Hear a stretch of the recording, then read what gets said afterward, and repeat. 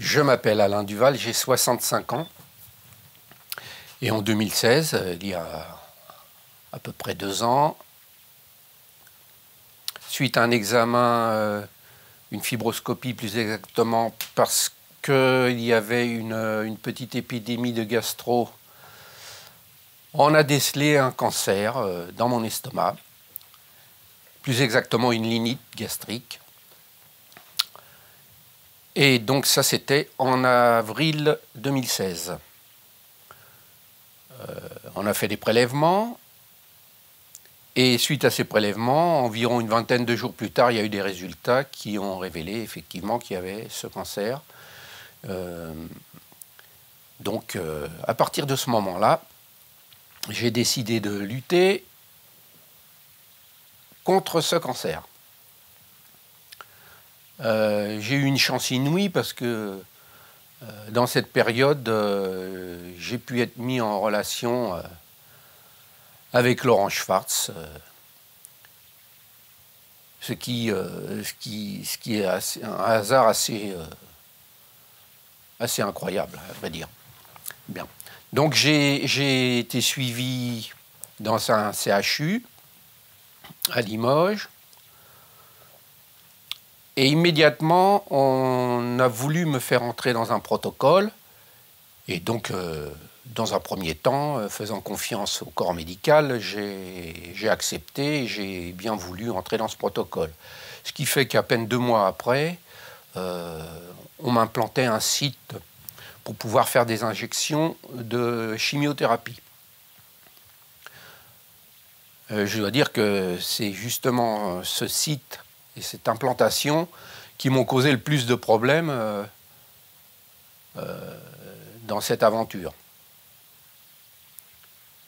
Bon, mais je voudrais dire aussi à tous ceux qui se retrouvent dans ce genre de situation qu'il faut rester curieux, qu'il faut se renseigner et qu'il ne faut pas se laisser mener par le bout du nez, par ce qui nous est offert par le corps médical et les institutions. Il faut chercher, il faut être curieux, il faut être partie prenante dans la lutte contre cette maladie. Voilà. Sachant que la linite gastrique est un cancer particulièrement virulent et très rapide, on m'a tout de suite alerté et on m'a dit que j'étais condamné à brève échéance si je ne rentrais pas dans les protocoles qu'on me proposait. Après consultation du docteur Avétian, qui est en collaboration avec Laurent Schwartz, on a déterminé que la chimiothérapie qui m'était proposée n'était pas judicieuse. Et donc j'ai décidé de sortir du protocole. Ce à quoi on m'a répondu que si je sortais du protocole, eh bien, l'équipe en place ne me soignait pas, ne s'occupait plus de moi, il fallait que je me débrouille. Quand on est dans ces situations-là, c'est pas facile à accepter. Voilà. Je me suis intéressé aux travaux de Laurent Schwartz. Et je vais aller vite. J'ai réussi à savoir qu'il était intéressant de faire un régime cétogène, ce qui était préconisé par Laurent, accompagné de la prise de certaines molécules, enfin certains compléments alimentaires qu'on appelle hydroxycitrate et acide alpha-lipoïque. Voilà. En associant ces produits et le régime cétogène, le résultat était qu'on arrivait à réduire la tumeur cancéreuse. Et ça a marché. Donc un régime cétogène, c'est assez, pour un gourmand comme moi, c'est assez difficile à suivre parce qu'il faut supprimer tous les sucres lents et les sucres rapides. Sachant que dans tout le reste de la nourriture, notamment dans certains légumes et certains fruits qui sont autorisés dans ce régime, il y a quand même un peu de glucides, eh bien, ces glucides s'avèrent suffisants pour l'organisme. Voilà, c'est ce qu'on appelle le régime métabolique, tout ça. Voilà. Ça a marché tant et si bien que quand il a fallu m'opérer, parce que malgré ceci, et malgré le fait qu'on reste dans le doute quant à une ablation de l'estomac, j'ai opté pour cette ablation, justement.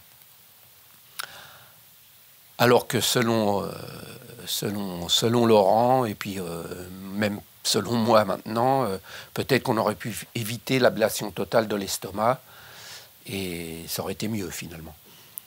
Mais bon, les choses étant ce qu'elles sont, je n'ai plus d'estomac, j'ai subi une ablation de l'estomac, et c'était quelques mois, c'était 3 mois environ après après la révélation du cancer. L'ablation de l'estomac, donc précédée de 2 mois de régime cétogène, avec la prise d'acide alpha-lipoïque et d'hydroxycitrate. Et un peu avant l'opération, c'est-à-dire une dizaine de jours avant l'opération et une dizaine de jours après l'opération, la prise d'un anti-inflammatoire bien connu, le Voltaren, qui a la particularité, entre autres, d'empêcher la divulgation des cellules cancéreuses dans l'organisme. Donc lors d'une opération, ça c'est assez profitable parce que ça évite que les cellules qui se baladent aillent se fixer ailleurs dans l'organisme. Voilà.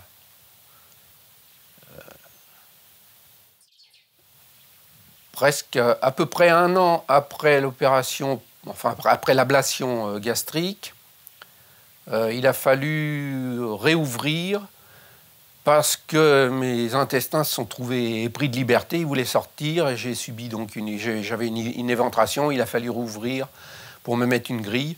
Et je dois avouer que ce qui m'a le plus atteint dans toute cette aventure, c'est pas le cancer en lui-même qui, lui, ne m'a pas fait souffrir, à vrai dire, mais plutôt les interventions chirurgicales et tous les à côté, c'est-à-dire les anesthésies qui sont très traumatisantes. Depuis maintenant, ça va faire bientôt 2 ans, je suis suivi régulièrement tous les mois, j'ai des analyses. Il n'y a plus aucune trace de cellules cancéreuses. Tout va relativement bien. J'ai juste besoin d'avoir une injection de vitamine B12 mensuellement parce que, évidemment, les intestins ne synthétisent pas cette vitamine, que seul l'estomac est capable de faire. Et donc, voilà, je n'ai pas d'autres séquelles pour le moment.